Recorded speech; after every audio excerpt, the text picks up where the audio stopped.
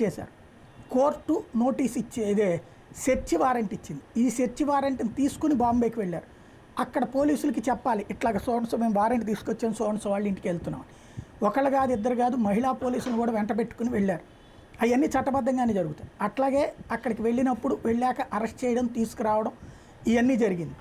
ఇక్కడ కోర్టులో మళ్ళీ అంటే అక్కడ కోర్టులో ప్రొడ్యూస్ చేశారు. కోర్టులో ప్రొడ్యూస్ చేసిన తర్వాత ట్రాన్సిట్ వారెంట్ అంటారు. ఇక్కడికి తీసుకొచ్చి ఇక్కడ కోర్టులో ప్రొడ్యూస్ చేయమని, మళ్ళీ ఇక్కడికి తీసుకొచ్చి ఇక్కడ మెడికల్ టెస్ట్లు చేయించి ఇక్కడ కోర్టులో ప్రొడ్యూస్ చేసిన తర్వాత తీసుకెళ్ళి రిమాండ్ పెడతారు.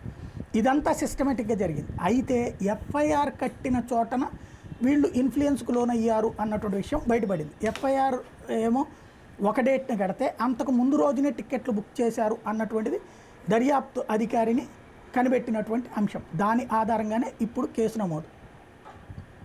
సార్, అంటే ఇక్కడ రెండు విషయాలు ఇప్పుడు వినిపిస్తున్న వెర్షన్లో మనం విన్నది. ఇప్పుడు మీరు చెప్పింది ఒకటి, ఆయన కుక్కల విద్యాసాగర్ కేసు పెడతాడంటే ముందు రోజే వీళ్ళు టికెట్లు బుక్ చేసి వెళ్ళిపోయి ఆ అమ్మాయిని తీసుకురావడానికి చేసిన ప్రయత్నం, అలాగే ఒక్క జందాలను తప్పించడానికో లేదంటే జందాలను తప్పించడానికి అప్పటి ప్రభుత్వం చెప్పినట్టు ఐపీఎస్ అధికారులు నడుచుకోవడం, ఇది ఏ రకమైన కుట్రగా చూడాలి? ఇప్పుడు జగన్ చెప్పకుండా